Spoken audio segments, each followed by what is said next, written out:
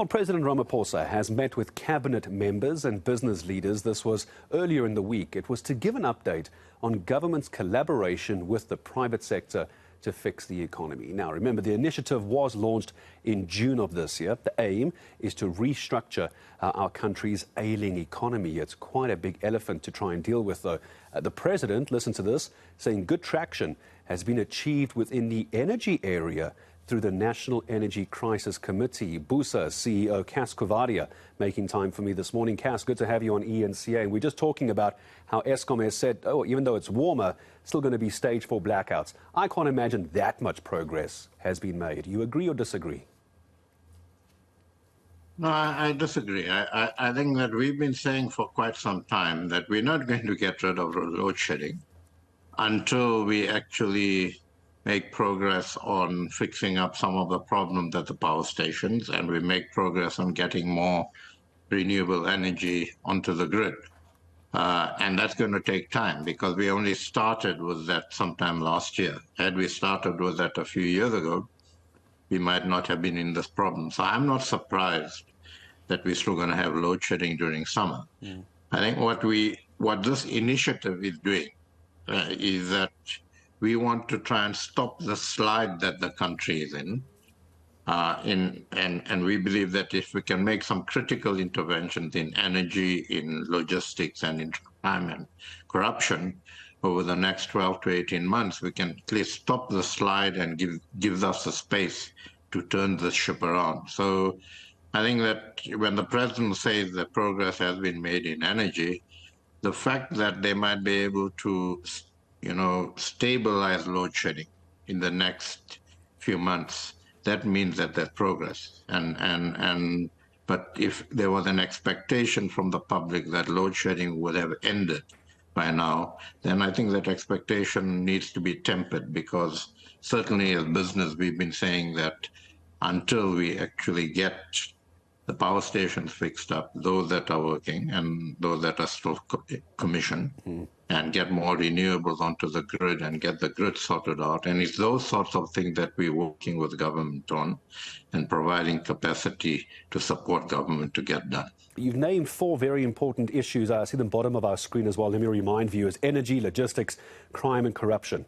I'm sure it's well known you can't give every problem 100% of your attention and expertise. Which of those do you think needs to be dealt with first? What's the pecking order? What's the triage in a situation like this? Well, we've identified these 3 areas because we believe these are the most critical areas at the moment, both for investment and growth, as well as in the national interest.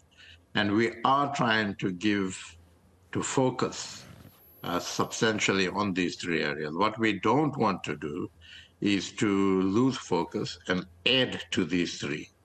So people have said deal with education, people have said deal with health, deal with water. Well, a whole lot of stuff needs to be done, and business organizations with government need to continue bashing away at those. But we do want to give equal focus to these 3 areas. I think the energy area started not in June this year, but last year, when the president announced his energy action plan. He asked for help to implement the plan. We raised money. We've now put expertise into NECOM, the National Energy Crisis Commission. And so that's sort of more advanced, if you like, as far as the partnership between business and government goes. We're beginning to bed down a similar structure and have bedded down in logistics and transport, and those structures are now being populated by both business and government. We're concentrating on getting the freight and logistics roadmap sorted out. Government tells us by the end of October they will be able to release that. We're looking at working with government to reduce some of the blockages in places like the Bombo border, for instance, working with government on security issues in north and central corridors, as well as Majuba rail line. How bad is that, Cas? As you mentioned, the border side of things as well. According to BUSA, how bad is that situation? Because we're hearing reports that essentially it's just a walkthrough for anyone wanting to enter our country, which is then dangerous for our economy, etc., and employment. How bad is it? Yeah, no, it is bad.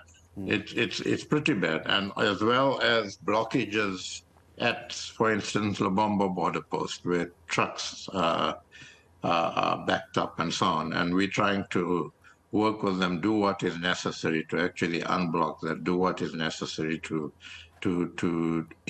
literally mend the holes that are in our border system and on our borders. On crime and corruption, it's been a bit slower. We haven't bedded down the structure yet, which we need to do. But we're working with the NPA to see how we can add to the capacity of the NPA, but we want to do that very carefully without impinging on their independence. We're also looking at modernizing the 10111 Emergency Response Center, and so that's the sort of focus on the crime and corruption side. And those are some of the big issues that I think the public would like to see, especially 10111.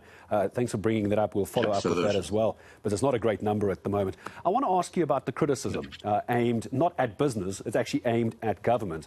But because we're talking about these government and private business partnerships, you having to step in is the criticism, because essentially government can't get this right. They don't know what they're doing. They need the private sector to come in and bail them out. What do you make of that critique? Yeah, so you know, we're in a particular conjuncture in our country where government, and I'm not saying anything the public doesn't know because the president himself has said this, government has capacity issues. They are unable to deal with a number of issues they need to deal with. Business could have taken the view that, well, this is government's problem. It's not our problem, and government must do it. What's the consequence of that? The consequence of that is that we're not at the edge of the precipice, we then jumped. And that can't be good for the country.